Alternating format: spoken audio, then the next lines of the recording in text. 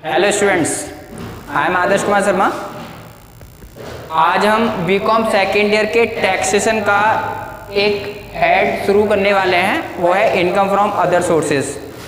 सबसे पहले मैं आपको इसका रीज़न बता देता हूँ कि ये वाला हेड मैं क्यों शुरू कर रहा हूँ। बिकॉज जैसे कि मैंने प्रीवियस उसमें वीडियो में ही अपलोड करा था कि आपके एग्ज़ाम जल्द से जल्द अब होने वाले हैं, क्योंकि अगर आपने प्रीवियस 24 आवर्स में रिपोर्टिंग केस देखे होंगे तो उसमें एक तो केसेस कम आए हैं, साथ साथ रिकवरी रेट बढ़ गया है। तो अब आप लोगों को पढ़ना है, इसीलिए मैं अब स्मार्ट वर्क यानी कि जो चैप्टर जल्दी ख़त्म हो जाएंगे और जिससे हमारा बर्डन कम हो जाएगा। तो सबसे ज़्यादा इजी हेड टैक्सेशन का और सबसे ज़्यादा मज़ेदार इनकम फ्रॉम अदर सोर्सेज सबसे छोटा है, सबसे कम क्लास इसमें बनेंगी। चलिए, तो इसमें ओवरऑल अब हम 4 सेक्शन पढ़ेंगे।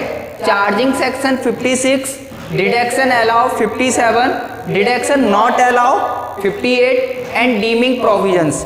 अब ये 1 बाय 1 अब हमें समझना है। इस वाली क्लास में मैं बस आपको ये समझाने वाला हूँ कि इस हेड में हमें क्या क्या करना है। मतलब ये चारों हेड का एक ब्रीफ डिस्क्रिप्शन मैं आपको इस लेक्चर में दूंगा। क्लास आपकी अगले वाले लेक्चर में शुरू होगी, लेकिन सबसे पहले हमें ये समझ में आना चाहिए कि आखिरकार इस चैप्टर का क्रक्स क्या है, क्या क्या हम इसमें पढ़ेंगे। तो स्टार्ट करते हैं। Charging section 56। अब देखिए इसमें क्या है, इसमें आपको ये बताया गया है कि कौन कौन सी इनकम, जैसे ये एक पर्सन है, ये एक पर्सन है और इसकी किस किस की इनकम पर टैक्स लगेगा, जो कि चार्ज होगा इनकम फ्रॉम अदर सोर्सेज।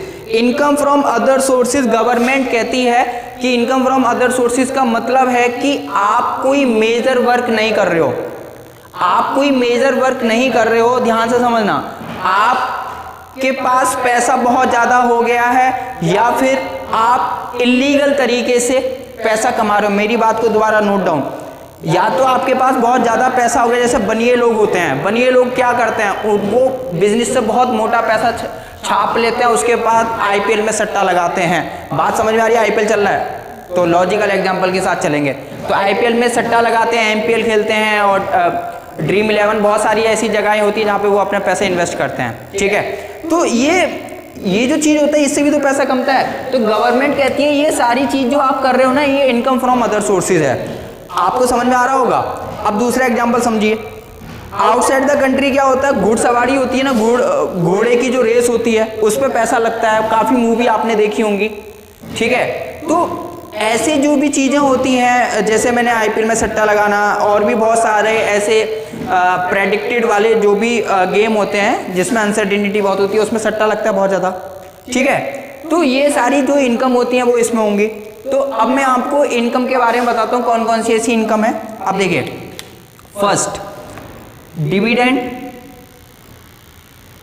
क्या होता है बताएंगे अभी। ठीक है, सेकंड कैजुअल इनकम क्या होता है ये भी बताएंगे। Family pension,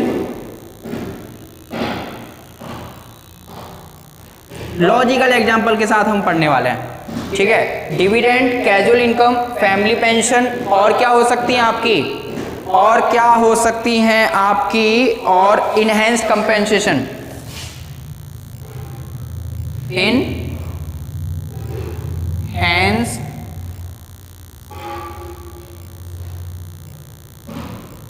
compensation. ठीक है, डिविडेंड हो गया, कैजुअल इनकम हो गया, फैमिली पेंशन हो गया, इनहेंस्ड कंपेंसेशन हो गया, गिफ्ट हो गया, यानी कि गिफ्ट भी नहीं छोड़ा है। तो ये मैंने आपको 5 ऐसी इनकम बताई है जिसके बारे में हम इसमें पढ़ेंगे, तो बहुत बढ़िया है। अब देखो जल्दी जल्दी मैं बताता हूँ। डिविडेंड क्या, डिविडेंड को जरा समझो। डिविडेंड क्या होता है, डिविडेंड का मतलब क्या। अब सुनो, मैंने आपको बोला कि इसमें ज़्यादा कोई काम करना नहीं पड़ता। अब मान लीजिए चलो आईपीएल खत्म हो जाए, आईपीएल खत्म हो जाए तो क्या करेंगे, बनिए लोग शांत थोड़ी ना बैठेंगे। उनके अंदर तो लालसा हो गई है कि पैसे को कहीं ना कहीं कहाँ इन्वेस्ट करा जाए, जैसे आईपीएल में होता था। तो वो क्या करेंगे, कंपनी जो होती हैं, बॉम्बे स्टॉक एक्सचेंज और नेशनल स्टॉक एक्सचेंज, किसी में भी वो अपना पैसा इन्वेस्ट कर सकती है। वहाँ पे क्या होता है, दिन दोगुनी रात चौगुनी जो है पैसा बढ़ता रहता है। क्योंकि आप शेयर पढ़े हो इंटर में, तो उसमें शेयर में पैसा इन्वेस्ट कर देते हैं। तो कंपनी क्या करती है, उनको डिविडेंड देती है, शेयर होल्डर्स को डिविडेंड मिलता है। तो बनी लोग क्या करते हैं, डिविडेंड की लालसा उसके अंदर होती है, तो फिर वो डिविडेंड में पैसा इन्वेस्ट कर देता है, मतलब कंपनी में पैसा इन्वेस्ट कर देता है, तो उनको पैसा मिलता है। तो कंपनी कह रही है कि इस पे जो भी मतलब चार्ज होगा ना टैक्स, वो अदर सोर्सेज के हेड में चार्ज होगा। ठीक है, तो मुझे उम्मीद है कि आपको समझ में आ गया होगा, और वन बाय वन फिर हम समझेंगे आगे। फिर अब दूसरा देखिए, दूसरा है कैजुअल इनकम। कैजुअल इनकम बड़ा मजेदार। कैजुअल इनकम क्या होती है? कैजुअल इनकम मैंने अभी अभी एग्जांपल दिया था। कैजुअल इनकम में क्या होता है, सट्टा लगता है। सट्टा लगने का मतलब क्या, इसमें आपको वो पैसा मिलता है कि जहाँ पे कोई फिजिकली आपकी प्रेजेंटेशन नहीं है, कोई गेम चल रहा है, आपने गेम में सट्टा लगा दिया, जुआ लगा दिया, वो सारी कैजुअल इनकम है। ठीक है, जीत गए तो बढ़िया बढ़िया, लेकिन जीत गए तो पीछे तुम्हारी गवर्नमेंट है, वो कह रही है कि भाई जीत गए, अच्छी बात है, शाबाशी हम भी देंगे, लेकिन थोड़ा बांट लिया जाए पैसा, मतलब वो टैक्स का पैसा ले लेगी। ठीक है, तो कैजुअल इनकम समझ में आ रहा है? कैजुअल इनकम वही होता है, कोई फिजिकली प्रेजेंट नहीं, और देसी भाषा में समझे तो देसी भाषा में जुआ लगना, सट्टा लगना, वो कैजुअल इनकम है। ठीक है, घोड़े की रेस में हो, IPL में हो, या फिर कोई भी गेम हो। उसके बाद आ रही है अब हम फैमिली पेंशन। फैमिली पेंशन क्या होती है? फैमिली पेंशन, अब ध्यान समझना, फैमिली पेंशन क्या, किसी के घर में, या फिर मैं ही क्यों, आप भी ध्यान से समझो, हम लोगों को ये समझाया जाता है कि बेटा एक काम कर, सरकारी नौकरी कर। सरकारी नौकरी क्यों? सरकारी नौकरी क्यों करे भाई? सरकारी नौकरी इसलिए क्योंकि, ध्यान से समझना, बहुत बारीक वाली बात बता रहा हूँ, सरकारी नौकरी क्यों? क्योंकि तू जब रिटायर हो जाएगा ना, रिटायर हो जाएगा तब भी घर बैठे पेंशन बनेगी, रिटायर होने के बाद भी पेंशन, सबसे मजेदार चीज है।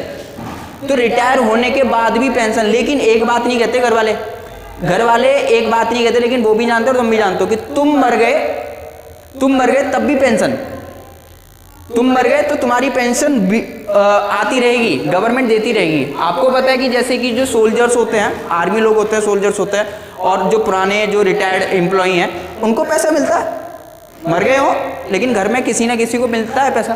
तो फैमिली पेंशन, वो मतलब जो पर्सन मर गया हो, फैमिली उनकी पेंशन रिसीव कर रही है, तो वो फैमिली पेंशन है। ये under the head other sources में चार्जेबल होगा। कैसे होगा देखिएगा, मजेदार है।